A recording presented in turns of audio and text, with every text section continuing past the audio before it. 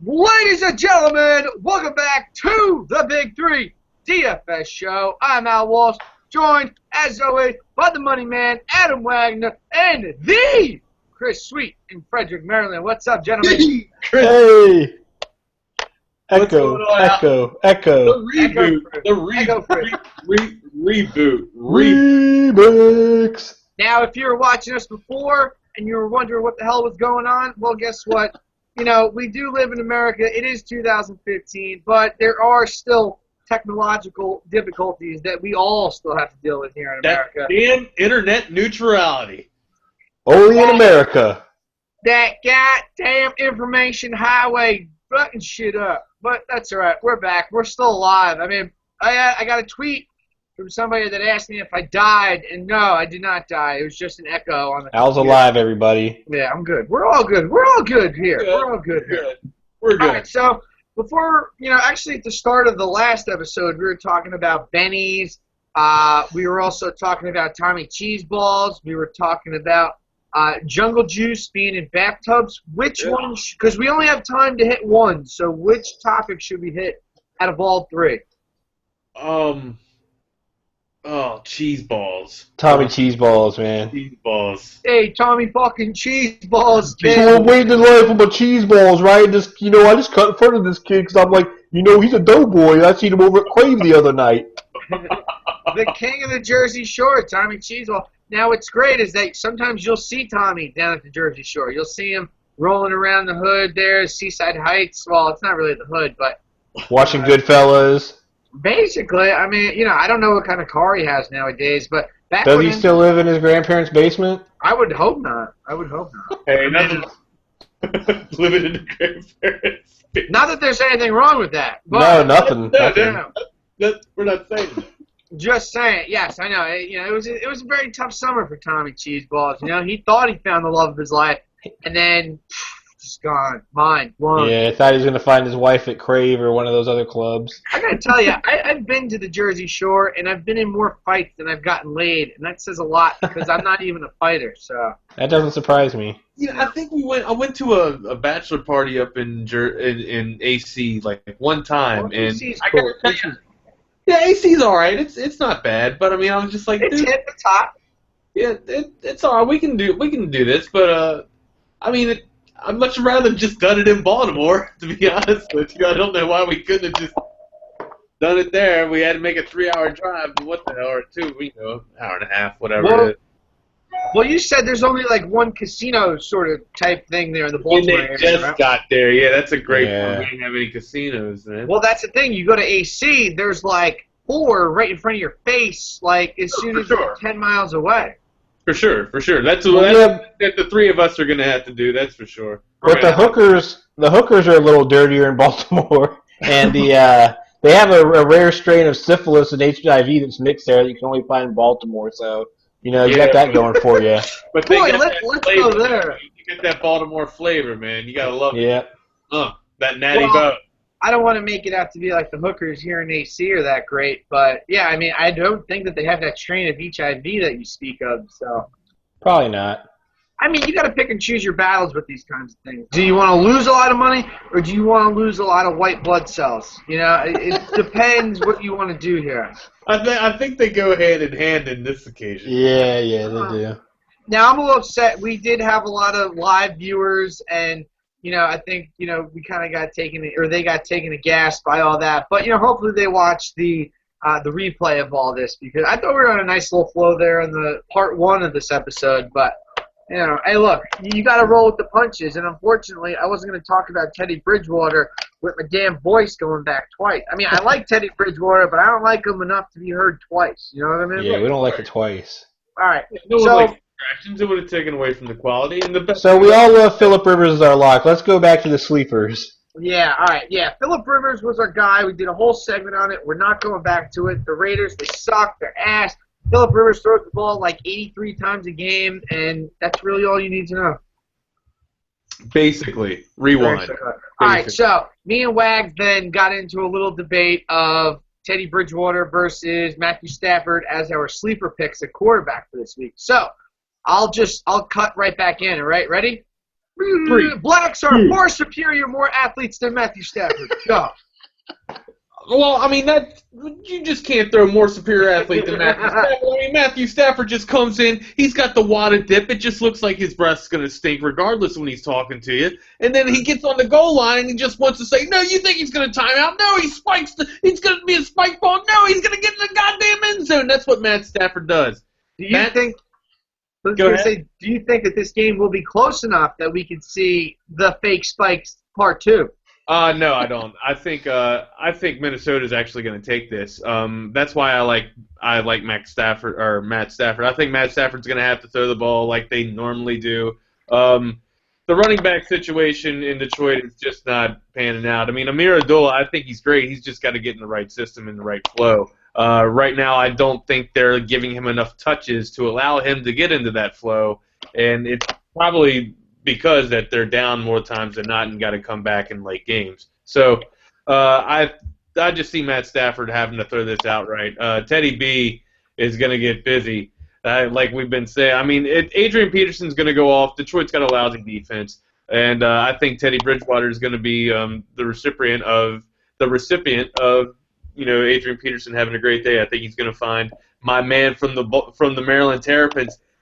Diggs, baby. On Diggs. I wanted the Bucks to get him so bad in the draft because we did need a slot receiver. I never had an arm to throw to him, man. This guy's nasty, bro. I remember from the DFS game. I was a huge Stephon Diggs fan last year. And I'm going to, as soon as we're done with the show, I'm going to forward that article to you where I had the Bucks taking Stephon Diggs in the 3rd round mock draft. But that would have been a nice. Oh, now you gave me an idea for Teddy Bridgewater. Could his new nickname on this show be Teddy Busy or Teddy Biz? Teddy Biz. Teddy Biz. Teddy Biz and the boys. I kind of like it, dog. I like Teddy Biz. You know, it's funny. The inaugural radio show that I did in my life, back when I was in Bayonne, my best friend's on the show too. So we started talking about who's going to be. Or who do you like better as a quarterback? So the only other option that I had was Taj Boyd, and I picked Taj Boyd because I just hated Teddy Bridgewater. I didn't think he was going to amount to anything, and needless to say, I was wrong. But I did call Jordan Matthews being a tremendous NFL. Well, yeah, I mean, but Taj Boyd was a product of the system first off in Clemson. I think Teddy B is just a superior quarterback. I think he's going to be a great one once he fully develops. He's got North Turner right now, kind of guiding him along. I think once he gets some more productive quarterback coaching, it'll pan out to his benefit. So I'm not saying that North Turner can't take quarterbacks and make them into great quarterbacks. I'm just saying he's more known for his running back productions. For the record, I did not like Taj Boyd. I just did not like Teddy Biz. Like, it could have been Scott Mitchell on the other side of that argument, and I would have taken Scott Mitchell. So, that needs to be said. All right, sweet. You got a sleeper, or shall we get to the wild cards? I have a sleeper that I half mentioned in the previous show. It's Ryan Fitzpatrick of the New York Jets. Oh, yes, that's right. That is where going at the New England Patriots in a game where I think it might be a little closer than people think. I think that Jets team's playing with a lot of confidence, and Fitzpatrick has actually been pretty steady for them. He's thrown multiple TDs in 4 of the 5 games this year. So I think that they're going to, they probably will be behind some. He'll have a chance to throw the ball a lot. But, it might be close because Chris Ivory has also been very good. So it might be a little more balanced, but I think you'll definitely see Fitzpatrick with multiple TDs and 250 yards at a very cheap price. Now, I have an opinion on this, but I'm going to wait for another segment. Wags, anything here? Well, not from that. I mean, I think, Matt, the Harvard, the smart kid up there, I think this guy's going to do some tremendous things up against the boys from New England. Now, that was my lousy attempt at a Harvard accent. It's okay. No, I just think I can never go into acting as much as my mom thought that I can make it. I just can't do the accent. Well, sorry. She's your mom. Of course she's going to tell you that you're good at something. Well, she should have told me a lot more. I mean, my mom told me I was smart, and, well, Well, you are. You got some talent. Hey, you You're doing good. You're doing good. You drink Gatorade with vodka real well. You do that very well. But It's not vodka, it's ecstasy and Everclear. Get it right. Nice. oh nice. my goodness, that's one. Jungle Juice Jersey style. I like it. Don't threaten me with a good time. Holy shit. Wow, man. But I don't know. I got to be responsible back in these days now, dude. Anyways, getting a little crazy here. No, I think Fitzpatrick's going to have a good game. I actually have Decker as one of my wide receivers this week. So, you got to look at what Belichick likes to do. Without giving anything away about Decker, I mean, Belichick likes to take away your best player. And for that, the Jets have a pretty decent camouflage on who their best player is, because one week it's Ivory, the next week it's Marshall. But anyways, Marshall seems to be the most targeted guy there. So I think that Fitzpatrick's going to have a decent game. I don't think the New England Patriot defense is all that cracked out that everyone makes them out to be. When Butler is your best defensive back, I'm sorry. The guy had one hell of a play in the Super Bowl, and everybody thinks he's the greatest sliced bread. He's not bad. I mean, he's a great. Don't get me wrong. He's a professional football player. He is awesome. Put it that way. Very true. Very true. Now, interesting notes on this game, because I'm going to get into the other side of the ball here in a second, but the game actually started out as New England being a 10-point favorite. Line has moved down incrementally throughout the week. It's gone from 9.5. I saw it at 9. Now it's at 8.5. And so has the total in this game, too. It started out at 49. We've gone to 48.5, 48, blah, blah, blah. But here we are at 47.5 right now. A lot of money going on the Jets, which makes me believe that my wild card quarterback pick, Tom freaking Brady, will be an amazing play this week. Here's the deal, all right? Todd Bowles, never faced the Jets with this team here going up against, or never faced the New England team with his current Jets team. Jets, they want to hang here. They want to be part of this division race. As my friend Lee Corso would say, not so fast, my friends. I think this is going to be a bloodbath. I think the Patriots are going to show the Jets why they are the class of the AFC East. What do we say every single week? Every time we think we know something, we don't. Tom freaking Brady, the guy's amazing. Now, he does have a banged-up Julian Edelman, but once we get to the wide receivers, we'll see what's interesting there. Well, I mean, I never thought I'd be hearing Tom Brady as a wild card, but I mean, I guess it makes sense. I mean, for the price. Oh, for sure, absolutely. But that too. I mean, the guy, some days he'll throw 2 touchdowns, and in other days he'll hand it off for 4 touchdowns. You know what I mean? So it depends. Tom Brady. Everybody thinks Tom. Tom has to get his points. Tom has to get his points. No, Tom has to win. That's what people don't understand about Tom. Tom don't care if he's throwing touchdowns. Tom wants to win. That's what he wants. Well, I'm glad that you brought that up, because you said, he might hand the ball off here against the Jets. I don't think that's going to be effective for them. This is a very good Jets defense right in the middle of the trenches. Great I think New England's just going to be stacked up there in the middle. You want to get LeGarrette Blount going? Not going to happen. You want to get Dion Lewis going, running the ball? Not going to happen. You can throw the ball, but you ain't running that ball against this Jets team. So in order for the Jets to do well, that means Tom's going to have to throw the ball. And with the total so high and a Patriots spread so high, I'm thinking a crazy Brady day, and that's why we're at the wild card where we're at. Right on. I'm seeing a lot of 3-step drops for Brady. I'm seeing a lot of quick slants, a lot of quick hitters, because that's Belichick wants to run the ball, and those plays, those passes are an extension of the running game. They're not going to have that luxury, like you said, about their strong running game because of the front four or the front line of the Jets defense. So right. I mean, there's no way that a 4-1 Jets team should be basically a 10-point underdog. That is what they are. I know they're 8.5 right now, but the line opened up at 10. So you ain't fooling me. I know these lines. I used to work in the biz. But like we said, in the Patriots defense isn't, they're not spectacular. They're not going to be that, that magical to where they're going to hold Fitzpatrick in check. Fitzpatrick can push the ball and move the ball in this defense. Oh, we'll get there later, my friend. We'll get there later. Not so fast, my friend. Oh, yeah. All right, so any more sleepers, any wild cards, anything? Yeah, one more wild card. One more wild card. It's going to have to be, I baited, I flirted with this for a while, man, and then finally I pulled the trigger and Just put it in. Just put it in. I had to. It's an EPP play. It's Hoyer, baby, for the Texans, man. Hoyer against Miami. Miami is allowing not too bad. They're giving up 238 yards allowed. But let's see. Hoyer's got 30 plus dropbacks. That's what he's averaging. Okay, 30. Just over around 31.5, something like 31.7, something like that. Anyhow, he's only got 1,073 yards on the year. That ain't nothing. He's been in the middle of a quarterback controversy. You know what I'm saying? 8 touchdowns, big whoop. This dude's coming out. His main squeeze is Hopkins, and I just don't think that the Miami Dolphins defense, the defense that I thought was going to be so amazing in the AFC East, they're just not turning out, man. They're not making any plays. It seems to be a victim once again of a team buying a big free agent during the deadline and not addressing the needs and filling the rest of the holes in the other defense. Love it, sweet. Anything to add?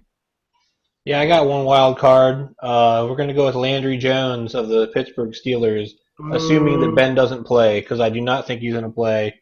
And I guess this is just based on the offense around him, because I don't think Landry Jones is a very good football player, but he seemed to be able to handle those wide receivers better than Michael Vick did once he got in there. He's got a Martavis Bryant back. I mean, we all know that's just a nuclear offense. When Ben gets back, I mean, it's exciting, man. I can't wait to see this offense. It's going to be on like Donkey Kong when Ben gets back. So it's going to work.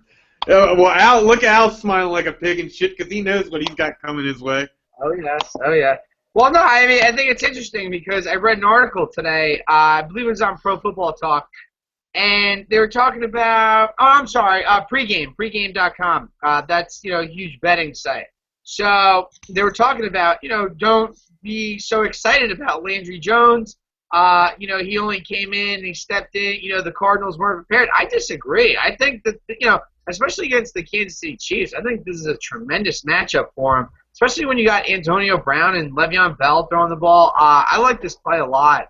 The only reason that I didn't have him in my sleeper play or the wild card play is just, we haven't seen much of Landry. Right, so yeah. I'm always a little susceptible. But again, I don't think it's terrible. Like if you're gonna throw him in like a long shot tournament or something like that, Right. go for it, dude. I mean, if you can put these, if you're gonna get down, we're not saying to go put a black eye on the industry and put like a million lineups out there. We're saying make three or four. You know what I mean? Get happy with it, get elusive with it, and experiment, man. Be free, liberate yourself. Put Landry Jones in there. Why not? And honestly, for the same reason that Wags was talking about Hoyer, I mean, he's got Antonio Brown, and he's also got Le'Veon Bell. So those are two damn good receiving options.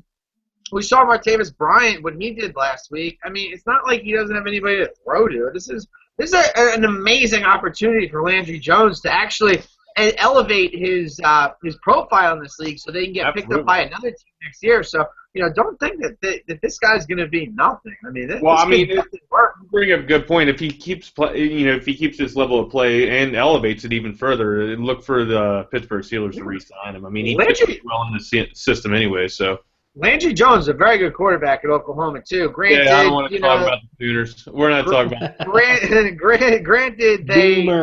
Granted, they have a very quarterback-friendly system, and necessarily hasn't worked out for a lot of guys in the NFL. But, I mean, just to see what he did against the Cardinals last week was pretty downright inspiring. So. And that is a good defense. The Cardinals are a good defense. No slouch. Granted, they were coming east, and, that's fine. You know what it looked like? It looked like a quarterback that sat there, wrote his time, paid attention to the people in front of him, and studied his playbook, and he was prepared for the game. That's what it looked like. All right, so, we talked about when we did, take one of this damn show, we were talking about how, quarterbacks at a value are extremely necessary because then you can get some, high-profile running backs, high-profile wide receivers.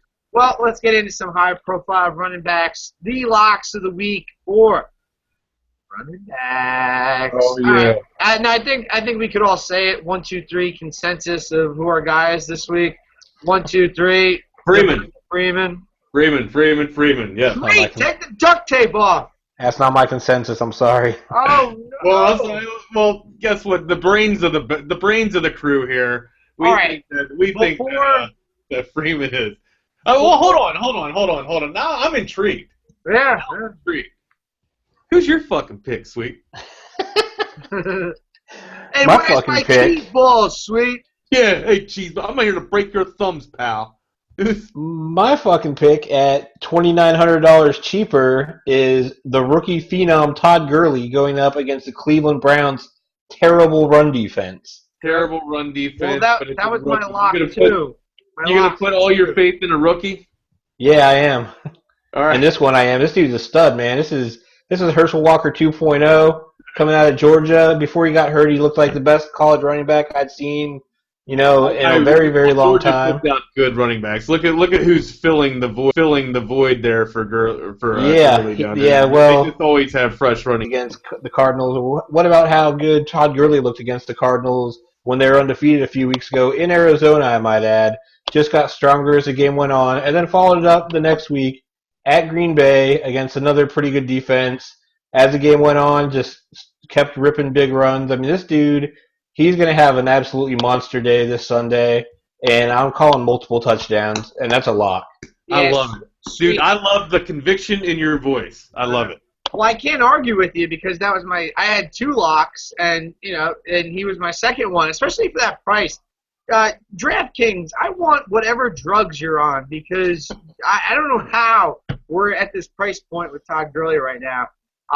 And then I have another sleeper, too, that I need to get into what's going on with your price. By the way, my second lock's Devonta Freeman. He's pretty good, too, you guys. Yeah. And, the other thing, too, with that game is we got such a high total in that Atlanta-Tennessee game. It's supposed to be a little bit of a mud type deal in the morning, Sunday, Tennessee, so that could be interesting. But, it doesn't matter. Rain, sleet, hail, shine, whatever the hell's going on.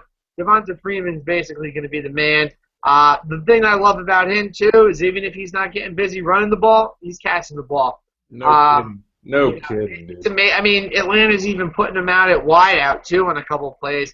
He damn near had that touchdown against Washington, and then he ran it in a couple of plays later. But the guy's just uber talented. Listen, check it out. All right, the MVP alert here, okay? This dude. Yeah, they're spreading him out. They're spreading him out wide to get the mismatches on the linebacker. You know why? He's got 32 receptions on the year already for 296 yards and a touchdown. Oh, and what can he do on the ground? Oh, no big deal. 505 yards in 6 games with 9 touchdowns. I'd say that the offense that we thought was going through, Julio Jones, which still is. I mean, it's a factor, but it's obviously predicated off of what's going on with this dude. This man is just lights out, and he is the sleeper. He's the steal of the year. I think he was a free agent pickup in half the leagues that I'm in. Yeah. Basically. I had a friend who asked me, he said, hey, he's being compared to LaDainian Tomlinson, and at first it seemed ridiculous and ludicrous, but... Well, I just thought of that, and I said that's ridiculous. But you know what? Yeah, and I thought the same thing. I'm sure I'm the biggest LaDainian Tomlinson fan of the three of us, and I started looking at the numbers. This is Devonta Freeman's first 4 starts of his NFL career, and LT had a nice first 4 games as a rookie, but, I mean, that's a ridiculous first 4 games for Devonta Freeman. It's insane. I mean, he's I don't know, he's a special guy, and I didn't see it coming. He didn't look like I didn't think he played football 5 weeks ago. Of course not. I mean, and like the huge thing at the beginning of the year was, oh my God, well, Tevin Coleman, he's coming in and taking his job, and Devonta Freeman, I saw a lot of this guy at Florida State, but he was not doing this. He was not doing this at all. You know who else didn't know he was good? The Atlanta Falcons. Yeah. Exactly. Yeah. Well, at least they found him now, though. You know what I mean? At least discovered him. I mean, good for them. Somebody else, or let him go away somewhere else. Good on them, yeah. Good for Devonta Freeman, too, because a lot of guys, this happens a lot, I feel, throughout the NFL. There's just talent out there that does not get discovered because they don't get their chance. So, I Well, mean, you spend all that money on Steven Jackson, so I guess you feel obligated to run the guy, even though he's not doing it for you. And, the thing that's very impressive to me is that, my team, Tampa Bay Buccaneers, they basically, swiped Atlanta's offensive coordinator away from them and Dirk Cutter. So, this is a whole new offense that's going on right now with Atlanta, too, which makes it even far more impressive. Atlanta hasn't had a good running back since, Jamal Anderson was Dirty Bird. Yeah, Dirty Bird to work, dog. Yeah, come on. Michael Turner was all right. Yeah, but, I mean, like, uber talented like this. This is a whole new bracket of human being right now. Michael Turner had, like, 3 years. That's it. Right, yeah. He was better than you think he was. You're a Charger fan. Now I want to say this without sounding like the biggest homo on the face of the earth, but Michael Turner had like a Nicki Minaj ass. Like he had the biggest ass I've ever seen. I was gonna say he had huge thighs. Go back and watch Michael Turner highlights. Like his ass was just huge. I'm like, dude, what is up with that, dude? Doing way too many squats or something. I don't know. Whatever. I'm not sure, my man. Not sure. Right.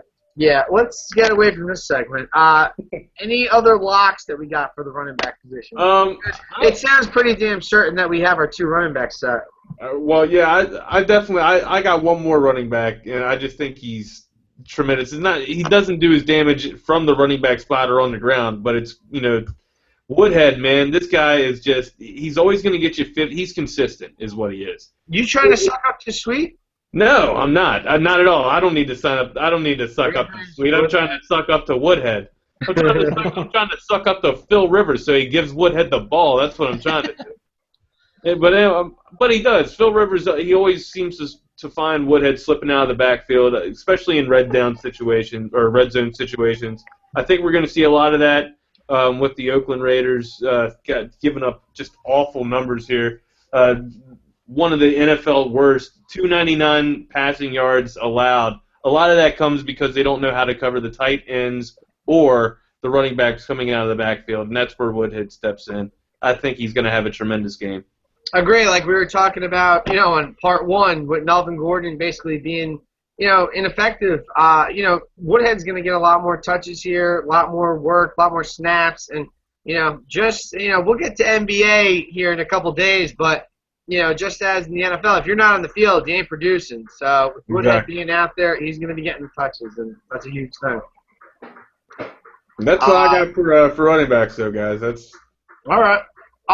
Let me play a little bit of a homer here with the sleeper, Doug Martin. You dick. Let's talk. Well, listen, I'm the Bucks guy, all right? I'm wearing the pirate hat. That's what I'm saying. You would know. You know what I mean? You should know. You should know. Well, every time I pick Doug Martin, he basically does nothing, so hopefully this is a new thing. Hey, by the way, that 4-for-4 pool that I was in, I had Green Bay as my 4th pick. Aaron Rodgers missed Richard Rodgers there. I would have won $1,700. So guess what? Nobody in the entire pool, now we're talking like 200 people, nobody went 4-for-4 this week because, the Falcons, screwed up against the Saints. So now the pot is $3,400 this week. Oh my goodness! Yes, and I have the Bucks +4 against the Redskins, so we got this big time. But no, regardless, I love the Bucks this week. They had the bye week last week. Washington, their last 2 games, they've absolutely gotten torn apart on the ground. One Devonta Freeman, one Chris Ivory last week. Now, a couple weeks ago, we were talking about how great the Houston defense would be of a play against the Buccaneers. Guess what? They figured it out. Get the ball out of there quick. Their offensive line now grades as one of the top in the league. It's a little bit slighted, but they have been doing pretty well running the ball. Up until that game, after the Jaguars, Doug Martin and Charles Sims they had the highest total yardage out of any running back duo in the entire NFL. That's pretty impressive. That is pretty impressive. The fact that the Redskins, they kind of got tossed around here these last 2 weeks on the ground. I love Doug Martin here. He should get himself a couple touches. But the price for $4,900 is unbelievable. Going to see some activity here from Doug. Look at Doug. You get the Doug or not? Let him get busy, kid. I see Doug getting busy, especially with the Redskins allowing 118 yards on the ground. Doug's numbers, he's only got 405 yards, but he's on the year, but he's splitting some time with a really good backup with Charles Sims. I think you said that Lovey compared this dude to like Matt Forte or something, right? That's sick. Sims, yeah. That's sick, man. I mean, why would you not want to have that guy as a backup? You know, that's tremendous talent in your backfield, and it's only going to let Doug Martin pay benefits to that later on down the road. Martin on the year has got 4 touchdowns with 504 yards. So I'm sorry. 3 touchdowns with 405 yards. But he's also lethal through the air, catching 11 yards for 94 yards and a touchdown there. Good safety outlet for Jameis. It's a great play, especially for 4,900. I mean, come on, let's be logical. I mean, you could put Freeman. You could essentially get Freeman and Grewley, and also Martin as your flex on DraftKings. Yeah. I mean, absolutely. And these guys, Martin's probably not going to be highly, neither will Grewley rather. Is it Gurley? Yeah, it's Gurley. Gurley, yeah. I think he's going to be decently owned. I think Doug will be the one that isn't that highly owned. But I think this is going to be a pretty ugly game. The Bucs actually went into Washington last year, got their second W of the year. They know how to win in Washington, I guess. But no, a lot of people do. That's good because Washington doesn't know how to win in Washington. Yeah, a lot of people know how to win there. The Bucs historically have been pretty good against Washington. We'll get to wide receivers as well. I do like another guy from Tampa in this. But yeah, I mean, I think Doug could at least get to the 100-yard mark and get himself a touchdown, which would get you, essentially 16 points.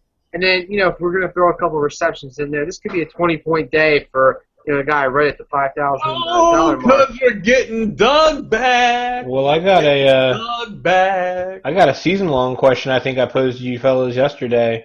I'm thinking about, I've got Antonio Brown in my Dynasty League, and I'm thinking about playing Doug Martin over him.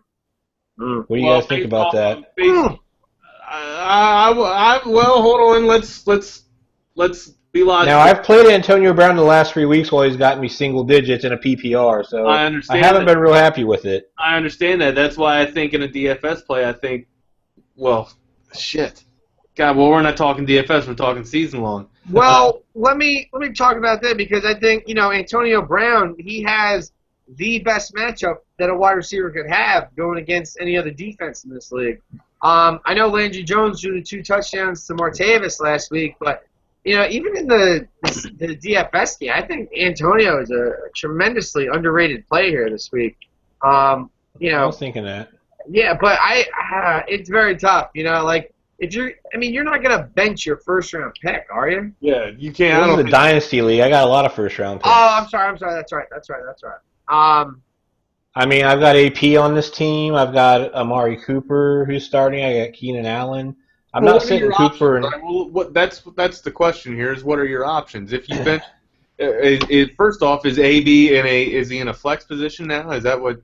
Basically, yeah. All right, so he's in a flex position, and your second best thing is Martin. Yeah, I'd say Martin and him would be the first guy off the bench. Oh man, I've got AP. I don't take AP out of the lineup. I don't take Flatcho and Doug because it's. I don't take Deion Lewis out of the lineup. I don't take Amari Cooper. I don't take Keenan Allen out of the lineup. So okay, well, which one is shit in the other is what they like to say. So may I suggest playing Antonio Brown over Amari Cooper this week, just based on the matchup? Hey, look, Amari Cooper. He's going against the best defense against wide receivers in the league. Antonio Brown going against the worst defense against wide receivers in the league. I'm just saying. Sounds logical. Yeah. Sounds logical. Well, last week we were talking about playing Randall Cobb against that defense, so I guess 1 week things changed a lot in 1 week. They shout. All right. Is it my turn again for the sleeper running backs? Yeah, it could be your turn. No, I think we're done. We just talked about Doug, and then we went. All right, go ahead, fellas. Go ahead. No, but I have nothing else to hit on with Doug, man. Doug was my sleeper as well.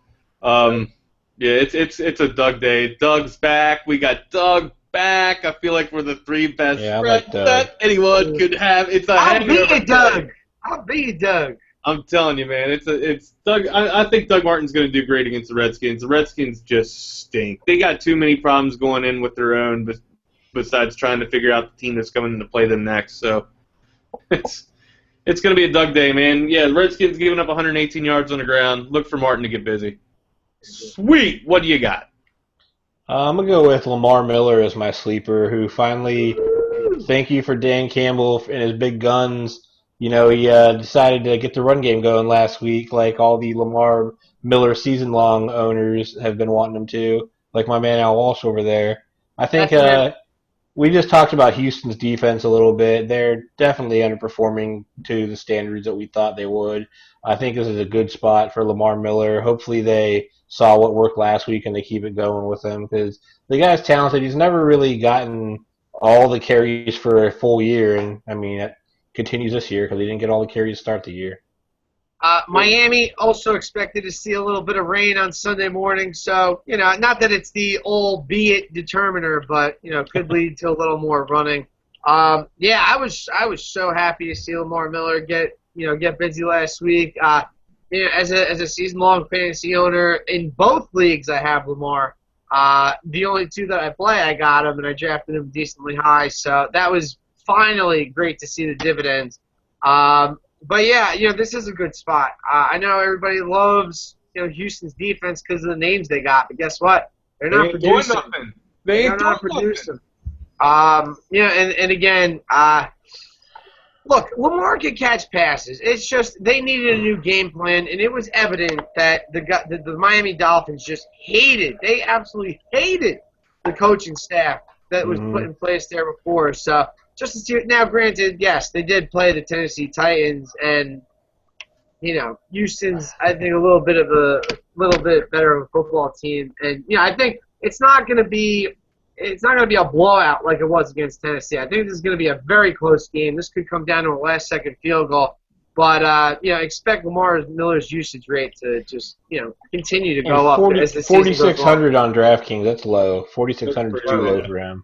Well, see, here's what I think that Miami's finally starting to figure. Well, I don't know if they're finally starting to figure it out, but everyone knows this, dude. You throw off of your run. That's how it's supposed to be. That's how this game was designed to be played. With the rules being switched now, and pretty much amended for wide receivers to have field days, against defensive backs. The running back hasn't been that prevalent or relied on it at times. However, I think this guy is, as you mentioned, he's a hard-nosed type of running or type of coach, and he's going to want to get this running game started. I think he understands that Tannehill is actually more productive with the defense fighting on the run that allows the offense to stretch it vertically.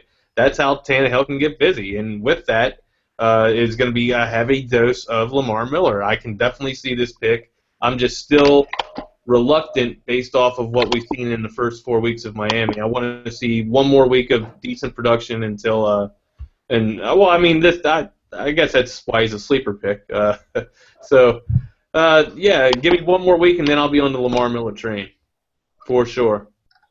One time. No, I completely agree with your rationale there. It's tough, when you see a guy do absolute shit for the first couple weeks of the season, and then he finally pops off. I can agree with both plays. It's just I think Miami, with Dan Campbell, I think we know that what we're getting out of him. I don't see Tannehill throwing for 500 yards or anything like that. So no. Lamar Miller definitely in play, especially if it's going to rain.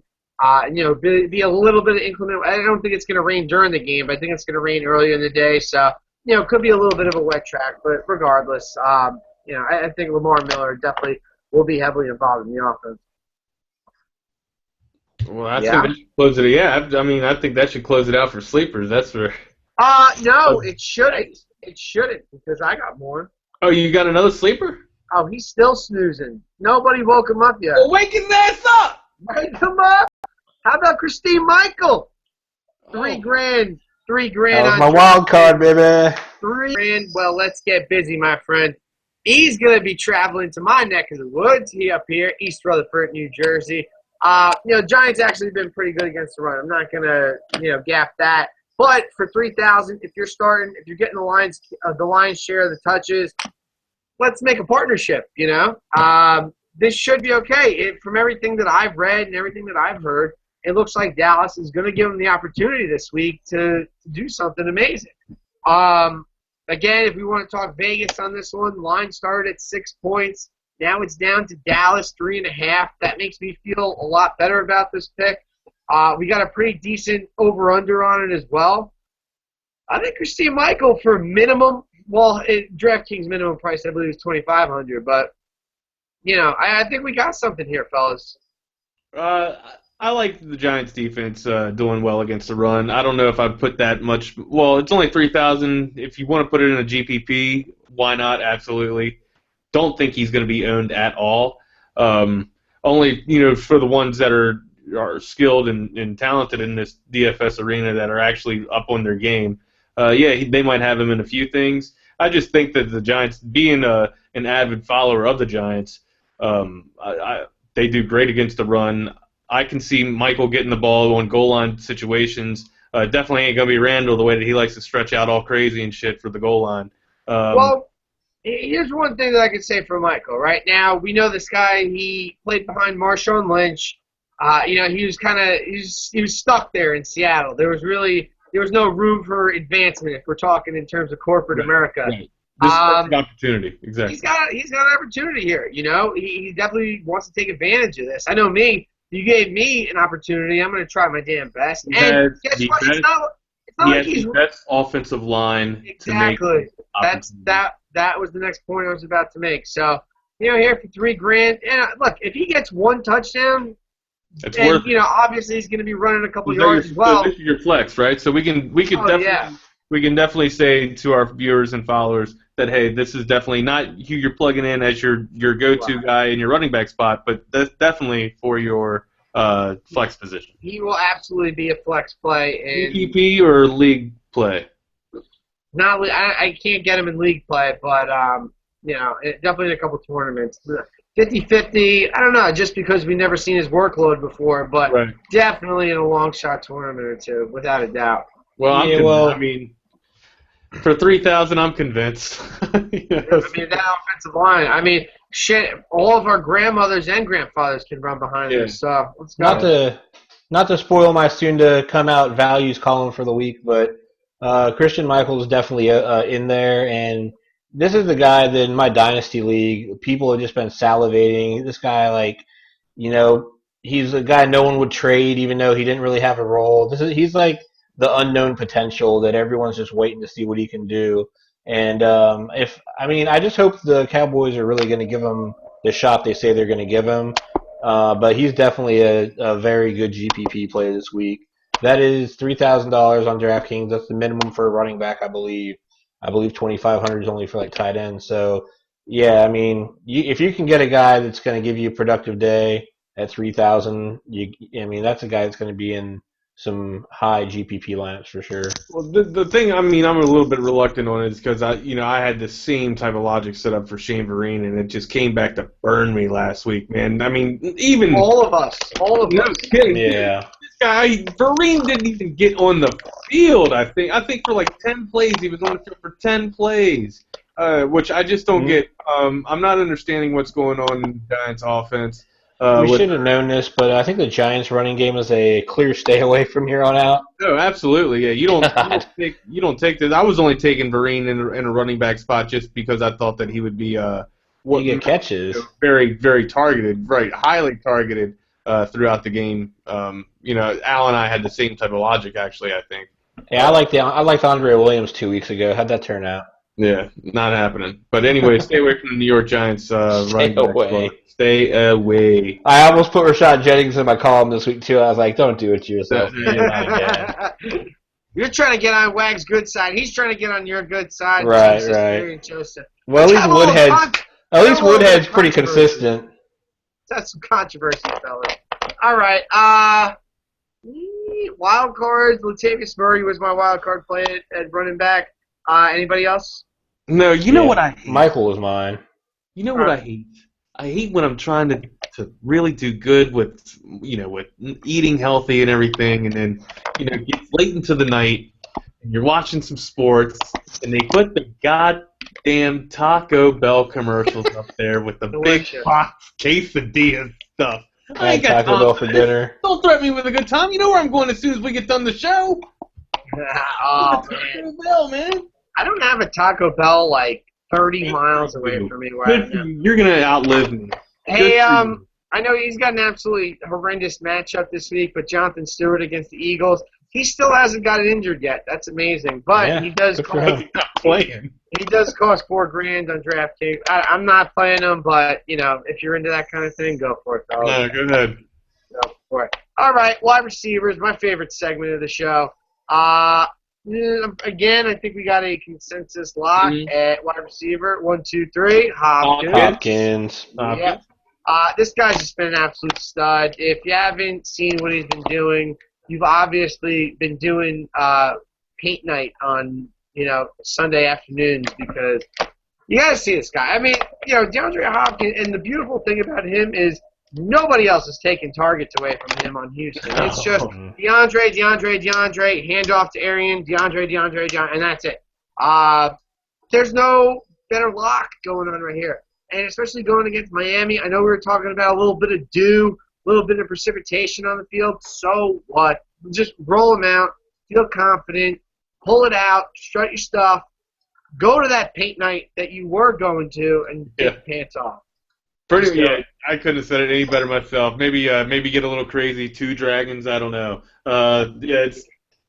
It's definitely it's a Hopkins day. It's a Hopkins week, man. You got to have this guy going up against Miami. It don't matter. It don't matter. There's no one else around to get the ball thrown to him. Arian Foster's listed as questionable. He's the only other wide receiver that comes out of the backfield. You know what I mean? That gets slips or gets plays. And also, it looks like Hoyer and Hopkins have found a really good connection. They found some good chemistry. Yes. It's proven now with Hoyer's increase in productivity. His fantasy stats, his average is climbing each week. It's increasing, so that looks great. I heard they moved in together. Did they? No, but Oh well, you had me sold. Gullible's on the computer right now. That was Jay Cutler and Brandon Marshall. They moved in together again. Great. Yeah, how'd Cavarelli, Kristen Cavarelli, whatever, how'd she take to that? She just loves Chicago as it is. You know what's crazy is that Geno Smith and Marshall were living together before the season started. Marshall, he was like, I ain't trying to get in the way of that fist. Yeah, no, he didn't have his back too much. Shit. I mean, I'm just giving you rent money. I ain't trying to save your ass from getting kicked. Against Impalata Ogawale, whatever the hell his name is. Unemployed Okalale, I think is his name. Sheesh. Unemployed Okalale, yeah. Yeah, I'm on the Hopkins train. How can you not be? The dude is wide receiver 1A in fantasy until further notice. Antonio Brown and Julio were there early in the season. They've had their issues, but Hopkins, he's on probably the worst team of the three of them, and he has been just getting it done every week. Producing. He leads the league in targets, catches, and I forgot the other category. But anyways, he's got 52. What's that? Greatness? Possibly. 52 receptions on the year, 726 yards, good. 5 touchdowns. It's just this dude is nasty. 52 receptions already. Here's his DraftKings points for the season. 32, 10, 27, 27, 30, and 39. That's ridiculous. That's like LeBron in the preseason. Okay, Seriously. so if he has an off day, you're going to get double digits.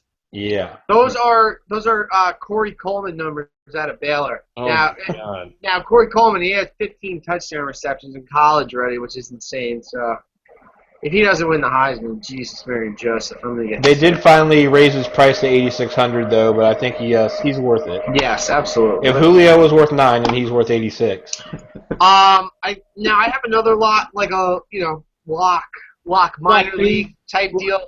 I know who it is. Larry Fitz coming at you on a Monday night. Was that who you were thinking? Yes. No, actually, I guess I must be thinking of your sleeper. That's what I was thinking. Larry Fitz has been unbelievable this year. He's certainly found the fountain of youth. He's got himself 2 100-yard games and a 99-yard game, no slouch. Also a 93 and an 87. Think about that. He's catching balls. And the other thing, he's going up against the second worst pass defense in fantasy against wide receivers. Get yourself a late night bat for somewhat of a discounted price. Got yourself Larry there at 7,400 on DraftKings. Not sure what it is on FanDuel because, well, guess what? I don't play FanDuel for football. In your face, FanDuel. But I absolutely love Larry Fitz this week. Monday night. I mean, how could you not? He's going to be highly owned, but, do not miss the train. Get yourself some Hopkins. Get yourself some Fitzgerald. And then we'll talk about the next guy that you should get in a little bit. I can't disagree at all, man. He's definitely in my lineup as well. I can't believe we forgot to mention Carson Palmer as my other B lock. I have a lock. Yeah. It's Phillip Rivers and Carson Palmer, and I forgot to mention Carson Palmer.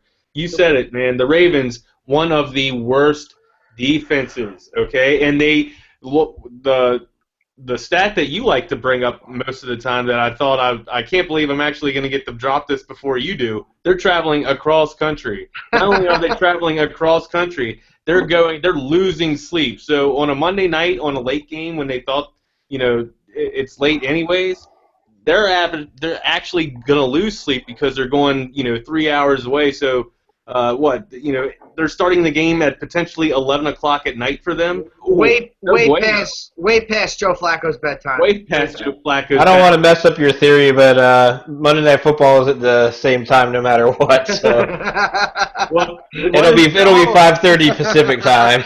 Let him go. He was rolling. They're still losing sleep. You know what I'm saying? Like they would be playing it. They're used to it.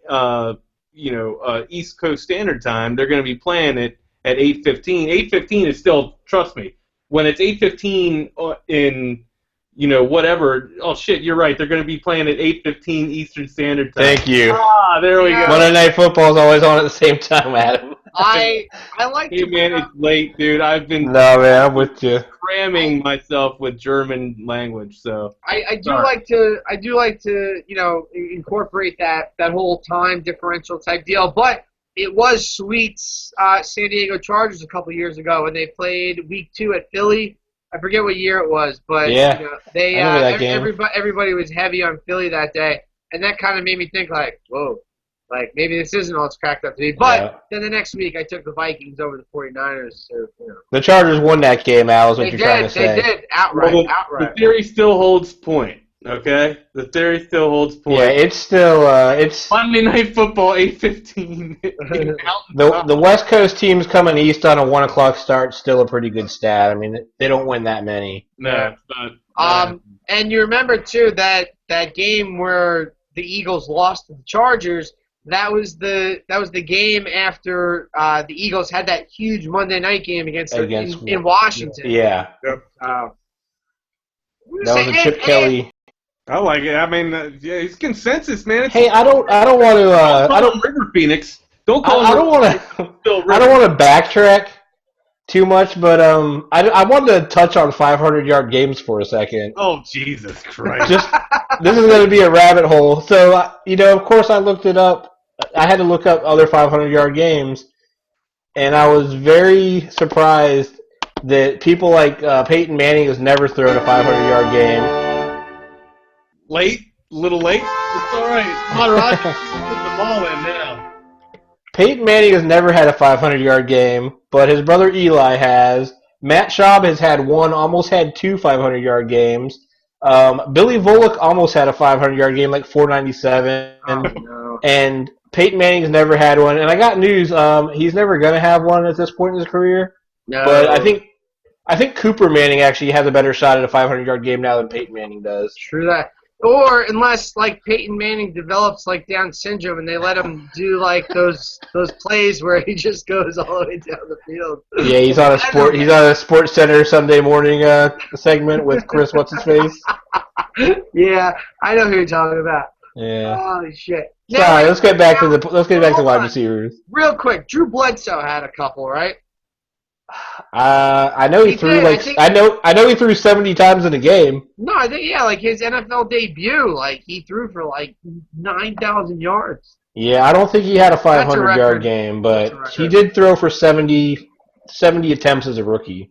Drew Bledsoe is my favorite quarterback of He all was time. awesome. I don't care what happened. He was my son asked me who the quarterback was for the Patriots before Tom Brady stepped in. I said Drew Bledsoe. And then you said "Who is that?" Scott. He goes, "Who's Drew Yeah. Bledsoe?" I was like, "Man, you got to check this dude out." Yeah. I thought you were gonna say Scott Volek. No. Name dropping. Ben Coates, best tight end. Yeah, you're talking about Techno Super Bowl. That's what you're talking about. Yeah, it is. All I right. got a real quick Drew Bledsoe story since we're off on a tangent now. I believe it was 1997 or 1996. I flew out from here to San Diego for Sunday Night Football. Chargers and Patriots. Chargers were 8-5 going in. They lost 45-7 to the Patriots. Drew Bledsoe hung 45 on them, and that's the year they went to the Super Bowl. That's my Drew. That's my He Drew. was very good. That is my Drew. Terry Glenn Terry Hello. Glenn. That was a great team. Dave Meggett was on there too. and Ben Winter Coates. Indeed. All right, receivers. Let's get back on track, gentlemen. Sleeper wide receivers. Hit me with something hot. Mike Evans. Mike Evans? That's my sleeper. I got one from the same game. Pierre Garçon. I thought you'd be all about Mike Evans. I thought that's who you were going to come at. I am, but we can dissect. Yeah, let's. I guess the third mile, if we're going to put all of our sleepers in that, my sleeper is Willie Snead. So. All right, let's Willie dissect. Snead. Sweet, we'll go with you first. Well, he's going up against the 21st ranked defense against wide receivers for fantasy points. And I guess everything you said earlier about Doug Martin, this team is just, they're hanging in games for about a half, but they still are getting beat late. And I think Mike Evans has a real big day here. It's the same reason we said about Julio a few weeks ago. And Mike Evans, he needs to have a big signature game. I think this is going to be it for him. I read a great Buccaneer article today that was talking about Mike Evans saying, he hasn't necessarily done he hasn't had the type of production that he's had all year, but, they've had the bye week now. So, reports are they're kind of tailoring a couple more plays for him this week, which is definitely possible. For whatever reason, Jameis hasn't been able to hit him deep for, the passes that McCown got for him last year. But, Mike Evans is an unbelievable receiver. He showed it last year, and especially against the Redskins last year. He had 2 touchdowns. He had an unbelievable game last year in Washington. So, he knows the turf well. He could absolutely get busy. It's time for Mike Evans to get going, without a doubt. And 6,400 on DraftKings, that's not too expensive. Now, one thing I will say, Pierre Garçon, who's my sleeper, for 5,000. Now I'm going to talk about the detriment of my team, which is their secondary. They're the only team I believe that still plays a cover 2 offense. So one of the great things that Pierre Garçon does well is he's able to find himself in the cracks in defense. Most of his catches in NFL career are across the middle or just finding space within the defense. I believe that this is going to happen big time, especially if Tampa gets out to a lead like I think they will. So give you some Pierre Garçon garbage time here. But for 5,000, I think, we have more of an established connection with Kirk Cousins than we do with Mike Evans for 1,400 more, as opposed to that with Jameis Winston. I think this price is a travesty for Pierre Garçon. Garçon's actually had a pretty good season thus far. He has that, Cousins likes him a lot more than he likes Deshaun Jackson, who will be out for this game too. So, we're gonna see that too. And also Jamison Crowder, not a bad play in this game either. Yeah, you guys mentioned Crowder a few weeks in a row now. Yeah. You seem to like Crowder. Guys been hot on Crowder for a while. I like Willie Snead. I think you guys make some great points, especially with with Garçon and homeboy and Mike Evans. I just I can't get down on anybody from the Redskins until they just they got to figure stuff out. Like I said, give me a few more weeks to see some to see them clean some stuff up. I honestly wanted to go with the sleeper in Alfred Morris or Matt Jones with the Redskins, but it's such a debacle with the three-headed dragon, that Hydra there in that backfield. You don't know who's getting the ball. So, yeah, I'm going to stay away from the Redskins. I got to go with Willie Snead. He seems to be emerging as one of the most productive wide receivers for the Saints. Definitely one of Drew Brees' targets. Cook has the speed, but he's just not utilizing it to his advantage. Snead is he's making the most of his opportunity. Indianapolis has given up 289 yards for a game through the air. I look for Snead to take advantage of this. He's only got 26 receptions on the year for 436 yards, 1 touchdown. Not too eye-popping, but I think Drew Brees has finally found a good connection with him. He's a sleeper. He's starting the word's getting out on him. I think he's at 65 on FanDuel. Don't have a price for him on DraftKings. He seems to be emerging and going up against that awful Colts passing defense. I look for Drew Brees to take advantage of it. I don't think Ben Watson's going to get 15 targets this week. No. Hey, what's our saying? What we think we don't know. Or what we think we know. You and Al Pacino, baby. Any given Sunday. Al Pacino. I wanted to bring up this point, too, now that you mentioned Drew Brees. Do you think that this is Drew Brees' last season in New Orleans? I don't think so. I think it's going to be the start of the turnover with Sean Payton's regime. I don't know. There's definitely it's not a good marriage with him and Ryan or Rob Ryan, I should say.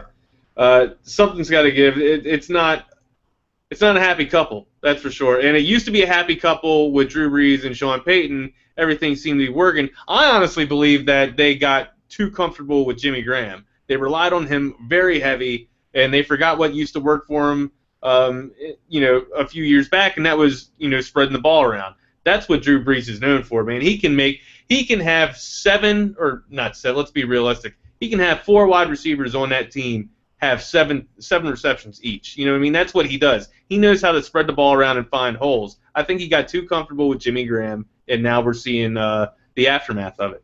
Well, what they did, too. Number one, they signed Jarius Byrd, safety, a couple of years ago, which tied up a ton of cap room.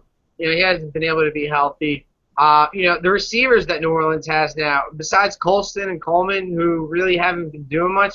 I know Colston's injured, but they have a lot of undersized receivers, which doesn't really work out very well short, for them. very small, man. And the trade, for Jimmy Graham that brought in Unger from Seattle, which was a decent lineman, hasn't really paid benefits. I think very well that this could be Drew Brees' last year in New Orleans.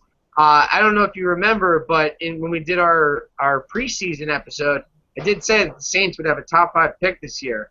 And, with the rate that they're continuing, I absolutely believe that full on. This is just an ugly season for the Saints. But, with all that being said, they have a ton of opportunity this week to get some points on the board. I can see him picking a quarter. You mentioned the draft. I can see him picking a quarterback in the draft, and then maybe having Brees, nurse him along for 2 years. You know what I mean? Or so. Maybe they franchise tag Brees next year or this coming up year. I'm not sure, man. I think at most 1 more year for Brees in New Orleans, but I would not be shocked at all if this is his last year as a Saint. Well, that's a great point. I wouldn't be shocked at that either. Yeah, I mean that place is just going down like the levees. Oh, what? Too soon? I'm sorry. No. Oh my God. You think Sean Payton will be coaching somewhere else next year? I feel like if Brees goes. Sorry if I missed that. Yeah, if Brees. You did. If Brees goes, then yeah, Payton's got to go. Whole new regime, whole new everything stuff. Yeah. Which makes me unbelievably happy as a Bucs fan. Oh man. I'm with it. All right, I like Willie Snead. Yeah, Willie Snead. I'm down with Willie. I love some Willie. My wild card play this week, we're actually going to stick with that New Orleans-Indianapolis game. But wild card, it's a 1A, 1B sort of situation, and it's a 1AA because I like it way more than the B. But T.Y. Hilton this week up against the Saints. What? Dude, wow. Now Ty has had over 10 fantasy points in every game so far this season, but he hasn't had that breakout game. This is it. This is the one where he does it. The only reason I say wild card because it could very well be Dante Moncrief that gets those deep passes too. But I have a feeling that it's going to be Ty just because Luck has a rapport with him. He wants to have that going.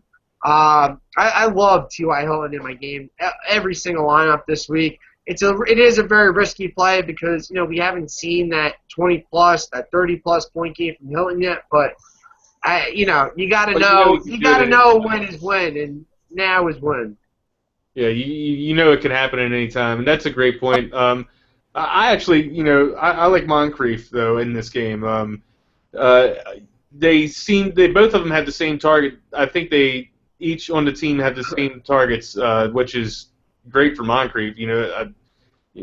Not taking a shadow to Ty, but it's like you said, the Ty factor is what I like to call it because you just never know when he's going to hit for 30.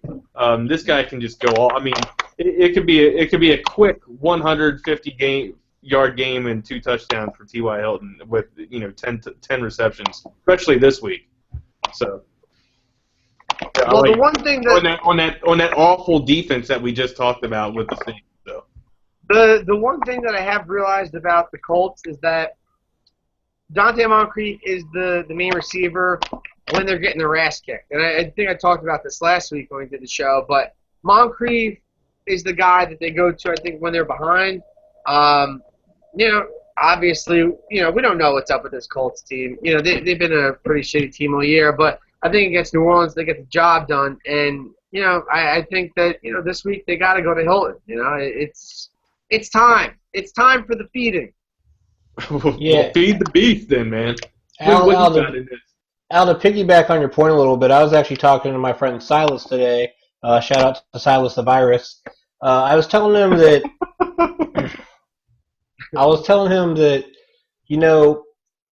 Andrew Luck hasn't really been Andrew Luck yet this year, and the top target has been Dante Moncrief. Right. Now, when Andrew Luck starts being the Andrew Luck we all know, it's going to be because T.Y. Hilton's going to be getting his. He's going to be catching those long bombs. That's just something I kind of think, I kind of thought of that myself. I just think that, when Andrew Luck is playing like the quarterback 1 or quarterback 2 of the whole fantasy, it's going to be because you got T.Y. Hilton catching long touchdowns and getting those 30-point games. Yeah, I don't know if you guys agree with that or not. I think we still have yet to see the real Andrew Luck. So that's what I mean. When that guy does show up, it's gonna, and like you said, it could be this week. You never know when it's gonna happen. So, definitely a good matchup for that offense. So. Yeah. If we gotta go with any other type of wild card receivers, though. I'm gonna have to go with Eric Decker, man. We all going up against New England. We all know what Belichick likes to do. The dude likes to take away your best weapon, and that's what the guy likes to focus on. At least for me watching him, throughout my years. Right now, that best weapon is between Marshall and Ivory. Look for a heavy attention going to those guys. And leaving openings for Eric Decker to get, to find catches. He's had a touchdown in every game this year, and he seems to be one of Fitzpatrick's most trusted wide receivers. I look for as a wild card pick. Yeah, I think Eric Decker can be a great play. He's going to be lowly owned. Everybody's going to think. When you said him and Fitzpatrick have a great, is that white on white crime? I like to throw a little racial joke every day. Yeah, I know. I like. But I love all races. Me being a politician, I gradually steer clear of any hot topic types of deal. But we got to get my ass out. No, when I see a hot topic, I go right in there. I love it. Why not a little bit of controversy? Yeah, I feel you. That's how we get some ratings up. Come get it. I'm gonna. You know what? I'm easing into that though. I'm embracing that type of lifestyle. You know what I mean? I don't have to answer for my questions anymore. I realize that the First Amendment is at my disposal right now, and I can use it as a valuable resource. So the freedom of speech is at my disposal. yes, I can talk about anything I want to talk about, but I just choose not to. And I'm not a racist. I mean, I've had relations with 2 black women before, and I did a radio show at an all-black radio station. So, I'm good. Yeah. I got my feet firmly planted in the African American community. So Absolutely. we're good. And I I'm mean, very look at the cultured myself. background. I'm in the city, bro. I'm in the city. Right on. I'm very, very cultured myself here. Yeah, and I love the Wu-Tang Clan. They carried hip-hop in the 80s. Well, not 80s, 90s, rather, but still. You know what I mean. Now, did Daniel Murphy hit another home run? Because my phone is blowing up, and it's just with, like, I'm still on wild card wide receivers here. Yeah, I haven't looked at it yet. Yeah, Daniel Murphy, homer to center. You gotta be fucking shitting me, man. I can't deal with this anymore with the Mets. They piss me off so bad. Being the resident Philly fan on this show, I can't have it. We feel your pain, though. We feel your pain. I actually called the Mets in the playoffs. Good for you. Your mic is muted now. Oh, no. Don't Tony Reale me, man. I definitely could. All right. Tight ends for all, correct? Well, also, I do have Antonio Brown as a wild card play this week at wide receiver. Again, the matchup suits the billing here. Worst in the league going against wide receivers. I know it's Landry Jones. I know he was feeding Martavis Bryant like it was his job last week, but why not say Antonio Brown? It's time. It's time. It's time. Just like T.Y., just like Mike Evans, our boy AB, he's due. He's due. What about Sweet? Sweet, did you get out your wild card? No, my wild card is a different Brown. I like John Brown in Arizona, actually. I'm going to save a little bit of money. I know that Larry's going to be highly owned, so I'm going to take the deep threat John Brown. Huge game last week. I think a lot of it was its volume, but I feel like against this terrible passing, we saw Torrey Smith beat him deep last week. I think that John's definitely going to beat him deep for one. So you're going against the lock of Larry Fitz. That's high praise. High praise. Yeah, I'm not paying up for the high owned percentage of him. I'm going with a little bit of a curveball there. I hear it. No, I mean John Brown's been absolutely amazing these last couple of weeks. His production has been going. So that is good. And especially for that cheap price, especially DK, I believe 5,500. Yeah, I'd just like to see this guy get in the end zone, though. I mean, he's only got, 2 touchdowns on the year. So most of the points that he gets you is always through, yardage, and it's big games. He's got huge games, don't get me wrong. He's gonna get one this week. Yeah, I'd like to, but the lock is fit. I think the lock's Fitzgerald just because of the yeah, this isn't my lock. This is my wild card. Right. No, because you said wild card. We're on wild card. I'm just saying. I'm just saying this. I mean, I would love to see this guy get a touchdown. That'd be great. I don't think so. Not when I'm playing Fitzgerald. All right, we got some tight ends to talk about. Not tight butts, tight ends. They're the ones that line up next to the linemen. Disclaimer for the tight ends. We can pretty much sit there and say Gronkowski every week, all right? Yes. But I think we got a little more this week. 1, 2, 3. Gates. God, this show is so awful.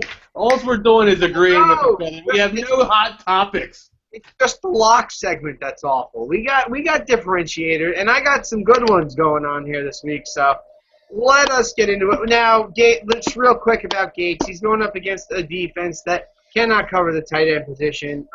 It's an easy play. If you don't have Gates in your lineups, you're going to be sitting there like, why not have him in there? And you're going to be sitting there looking like an idiot. So make sure you got Gates in your lineups. All right, so to other tight ends that we like. Does anybody else want to start it off? I kind of don't want to go first. I'd like to bring one guy up. I have Gates in every lineup. I'd like to bring a guy up just because I think he needs to be brought up every week from now until it stops. What about big game Gary Barnidge? This man is getting it done every freaking week. Our man Dave Zidek on Just a Tip brought it up, 2 or 3 weeks ago? Yeah, Just a Tip with Dave Zidek. He brought it up 2 weeks ago, and he is stuck by. He went out and got him in every season-long league that he got him in. I mean, that's all this dude's doing is living on the Gary train. It started out against the Raiders, and then we chalked it up to the Raiders. They're terrible. Then I believe he torched the Ravens, who, I mean, the Ravens are bad against the pass, but he just keeps doing it every Yeah, freaking week week. in and week out, when you can perform on a consistent rate, I mean, you pretty much He's solidified putting up Gronk in his prime numbers through 4 weeks, which is ridiculous.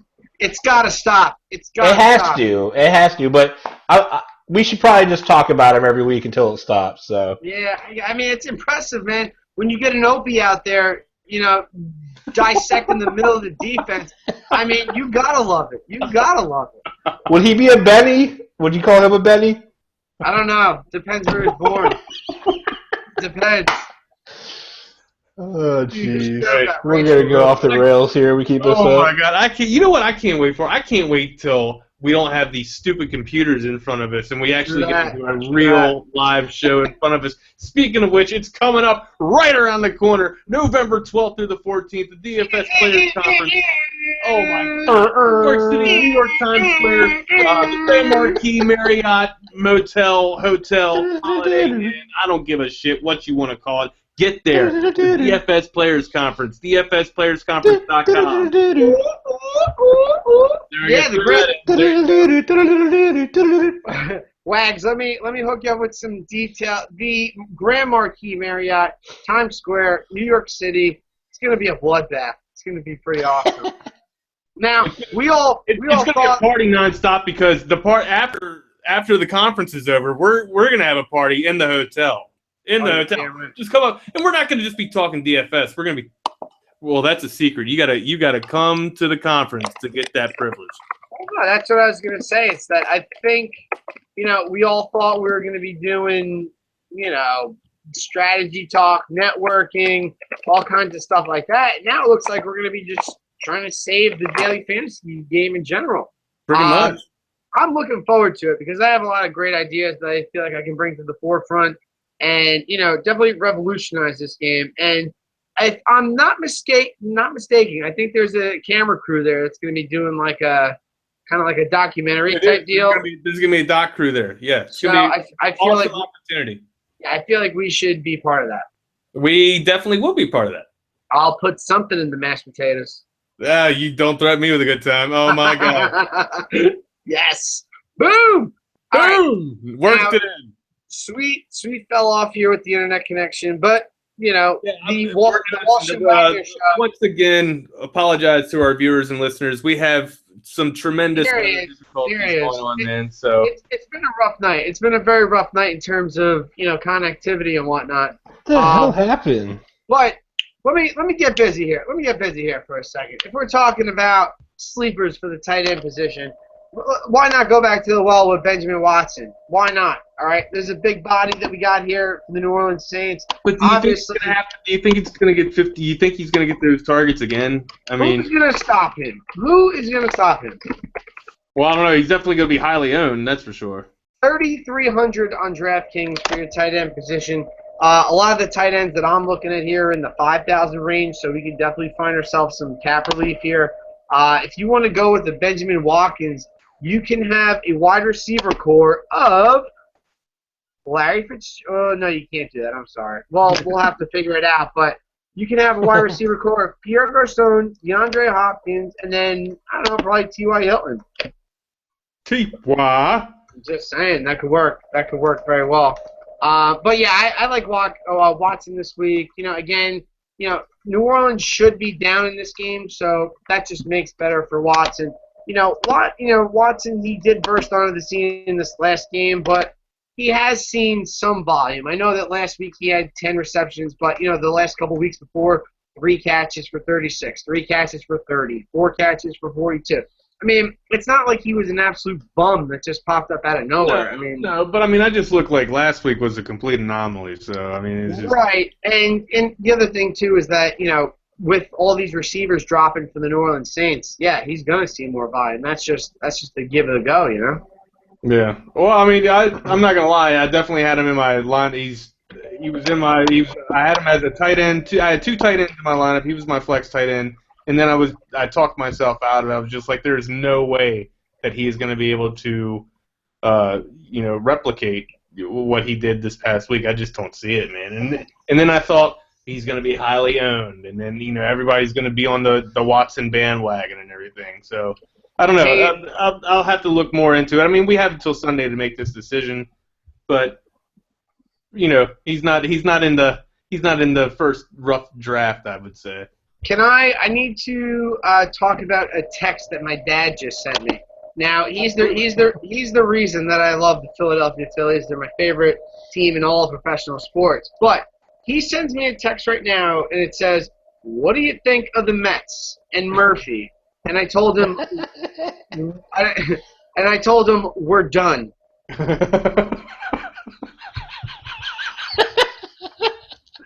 That's all you just told you. That's why you told your dad. Yeah, we're done. What you told him that you don't say that shit to me. Well, wait a second. So hold on. I'm trying to let me wrap my head around this. Your father is a Phillies fan, right? Huge Philly fan. Okay, so maybe he wants to vent too, Al. Alan Walsh. Maybe your father is calling you because your father is pissed off that he's watching this Daniel Murphy shit, and the only one that he knows that he can connect with is his son. You ever think of that? If he would have said "fuck Murphy, fuck the Mets," then I would have bonded with him on a father-son level. But maybe he wants you to say that. Maybe. I mean, I'm sure when the show's over, we'll talk via the phone. But you can't be coming at me guns blazing like that. I got you. I don't care if you created me or what. No. Yeah, don't hurt my feelings. We're done. We're done. Just tell your dad we're done. He doesn't even have the internet, so he doesn't even watch this show. It's not a big deal. Well, that's his first problem. He should. Yeah, he's old school. Yeah, so what was some Watson? Anybody else from the tight end? I got two other guys that I like too, but I want to hear what you guys have. I don't. I had Gates. Gates is in every. No, I mean I like Gates. Gates front and start. All right, well. Gates and Barnage. All right, well, let's talk about Travis Kelce, 4,900 against the Steelers. Not a bad play. Could be a nice little fade off the Gates if you want to roll that way. Steelers, I believe, 21st worst in the NFL going up against that. And Wags, I think you can attest to it. You might not like it, but Jason Witten, especially now that we got Matt Castle going at starting quarterback here for the Dallas Cowboys. Witten at 4,800. Giants have nobody that can cover this guy whatsoever. Not a bad play at all. A lot of volume. Witten had a great game opening day against the New York Football Giants. Now he won't have Tony Romo throwing the ball to him. However, I think Castle's a serviceable quarterback. Matt Castle is a quarterback that knows how to win a game, and Matt Castle is a quarterback that knows how to read a playbook and knows how to get in there and get stuff done. You don't think the first thing that Matt Castle did as soon as he got there was reach out to Jason Witten and be like, "Hey man, what's some plays that you and I can connect on?" I'm sure that's exactly what he's done because Jason Witten is the one that can teach him the offense the best. Or at least that's just what I'm thinking. And Witten, how could you help me not suck? Yeah, exactly. How can you help me stay here? How can you help me salvage this Cowboy team? This season going on for the Cowboys, I hate them. I cannot stand the Cowboys. Being a Giants fan, however, it would just be stupid of me not to say that Jason Witten's not going to scorch the Giants because he's done it. He's made a career of it. It doesn't matter what quarterback he has. He seems to find holes to get open against the Giants, and this is the whole epitome of me saying that the Giants can't cover the tight end. It stems from this. It stems from the lack of coverage of Jason Witten. So. Well, the other thing too is, I mean, I'm sure you know this as better as anybody, and I've been here in Giants territory, but these Giants-Cowboys games are high scoring. Like, when's the last time we ever saw a 13-10 Giants-Cowboys game? So you want to get yourself some exposure to this game without a doubt. And what better way than 4,800 tight end? I agree. I agree. I'm just gonna have. It's going to take some tremendous talking me down of Antonio Gates this week. I love him. I think he's got their best matchup. So. No, I agree, but for a flex spot, he could definitely work. All right, let's talk. That Travis Kelce play, it's not my favorite of the week, but if you want to fade off the Gates, why not? What the hell? All right, let's talk about some defenses to close out the show. Now, oh, man, it's so late right now. We got to get through these kind of quick. I don't think we have a consensus, but Wags, we can start it with you with the defenses. Who is our go-to this week? The Ravens got to travel cross country to go to Arizona. I don't think that they have anything going on in their offense. So they're priced as high. They're the highest on each platform out there. The Arizona Cardinals defense. They're worth it this week. Excuse me. I just think that they can make plays happen, and Joe Flacco is not going to be able to get it done. I'm sorry. Everybody that knows me from back home in Baltimore, Maryland, I'm not a Flacco fan. The guy throws a great 15-yard out. That's awesome. He can get the ball down. He can get the ball down the field. That's great. I understand, but he makes bonehead plays. The guy knows how to win in the postseason, and it's not the postseason. So. Good call. All right, I like it. I mean that was my lock, but all hands on deck. Sweet, what you got for your lock on D? I think it's got to be the Cardinals. I think they've got to be consensus again, just because we've been doing it all show. So, all right, another D. Well, I guess we're probably gonna go around to sleepers and all that, but. Right. All right, I have a couple here now. Look, I think what we've seen these last couple of weeks, and it hasn't worked out for me any week where I've had a defense in the daily game that had, where we've talked about on the show, and I said, you got to start this D. They're going to do this, this, and this, and it hasn't worked. So, naturally, you just got to switch up the style. So I don't mind taking a defense in a high-scoring game. So this is why I don't mind taking the Patriots in this one. We've got a pretty high total here. We've got a really high, spread on the game as well. I think we're going to see Fitzpatrick slip up a little bit. He's kind of played out of his mind lately. We talked about it earlier in the show where he could be a wild card or a sleeper type of quarterback type play. And yes, he very well could get his stats throughout this game. But if he fumbles or if he gets an interception, guess what? That's only minus one for each of those. He's going to throw it. But yeah, I do see the New England defense coming up with a touchdown here. When you look at a defense to take, why think about it with the total going on in Vegas. We can absolutely fit a defensive touchdown into a 40 game with an over under of 48. That could definitely happen. Yeah, that's probably the reason why we're there. That's very true. Good point. New England is a defense that is a scoring defense as well. You know what I mean? Right. They do very well at converting the turnover. As soon as the ball gets picked, they within an instant transform into an offensive machine, just going down the field, leading blockers. It's a tremendous sight to see. It's my favorite play in football, actually, is the interception. Anyhow, I just think you speak a great point about Ryan Fitzpatrick. The guy's got a cannon. He knows it. He thinks he can get the ball into any space out there on the field, and we're going to see an interception from Ryan Fitzpatrick. Those points that I just spoke to about the New England defense, look for them to turn one of these interceptions into a pick six.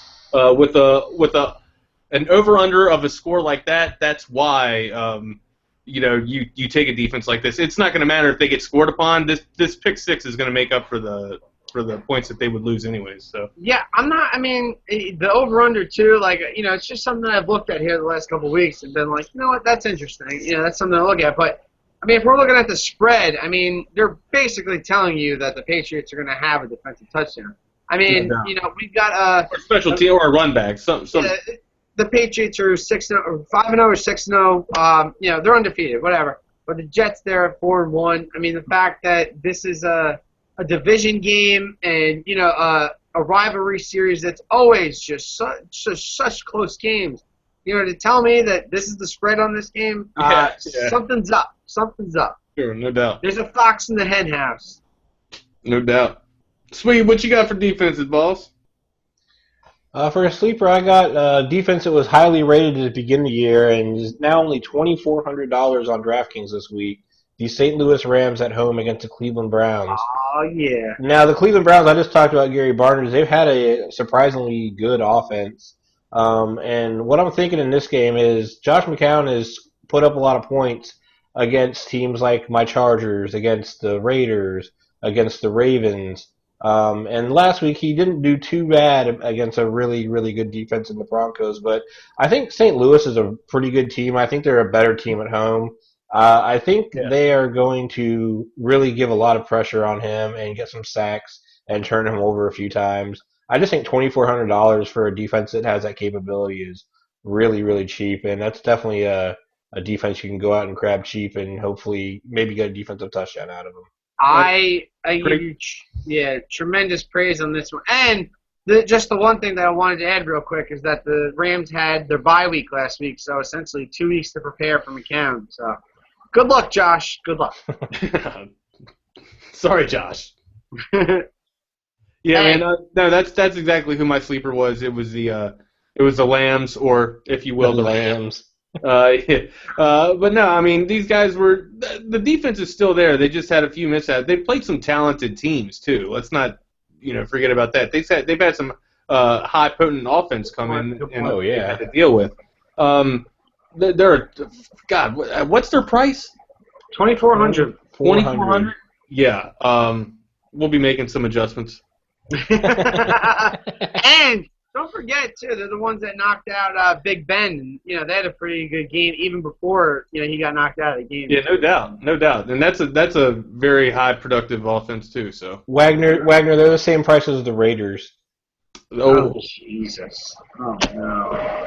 Well, that's another one. I mean, the total in that one is not high at all. I believe 42.5, but. Yeah, I don't want to go against everything I was just preaching with the high over-under. But now this is probably the most wild of all the cards that I've ever given as a pick here on the show. But I like what they did last week on Monday Night Football. I like the Philadelphia Eagles defense going up here against the Carolina Panthers. You're going to get them very cheap. I believe it's not too much more expensive than the Rams. They are at $2,700. It's time for the Panthers to lose. Their bodies are bruised, they're aching, they're beaten, they're battered after dealing with this Seattle Seahawks last week. Had to go all the way across to the West Coast, come back this week. They're feeling good too. I mean, that was a game that they thought they were going to lose. They were down in the dumps. They come back there at the end, they win. Huge change of emotion right there. I just think, for that high profile win for the Carolina Panthers, for them to come back on a nationally televised game, I don't see it happening. I do the Eagles' defense has actually been very good this year. Their front seven is probably among the best. They're quick, the best in football. So if you think about the Carolina, my boy Jordan Hicks, the Longhorn. Right. So if you think about the Carolina Panthers' offense, they're not particularly good at one thing at all. I mean, running the ball, forget about it. The Eagles are going to swarm them doing all that. So that could open it up where Cam has to throw the ball a lot more. And I feel like he can make a lot more mistakes in that sense. So, I don't know how much Eagles defense I'm going to have. Maybe this could be a quick bye week replacement for you in the season long. But I like the Eagles to win this game outright in Carolina on Sunday night. Yeah, they look good. I don't know if they looked that good to where it was just all them, or if it was just a lame-ass Giants offense. I knew you were going to go there. I mean, I'm disappointed. I'm a fan. So, but they definitely knew how to stop a highly productive offense. They looked hot. They looked good. They got to Eli a lot. That front seven's quick. They're quick. They know how to blitz you. They know how to make you feel heat. So it's going to be nasty. It's good. I hate saying this because I almost live in fear thinking about all these defensives actually coming to life and starting to play. It's scary. I do think a Giants fan. I do think that the Rams play though. For the amount of money that they cost for $2,400 and the potential, I don't know. Absolutely. I know everybody wants the late night bat on Monday Night Football, but maybe we could save that for Johnny Brown or Larry Fitz. But we're talking about people like explosive personnel like Tavon Austin and stuff like that. That's in their special teams as well. Very true. You know what I mean? True. You're gonna get some really good production for 2,400. Like I said, I'm making adjustments as soon as I get off.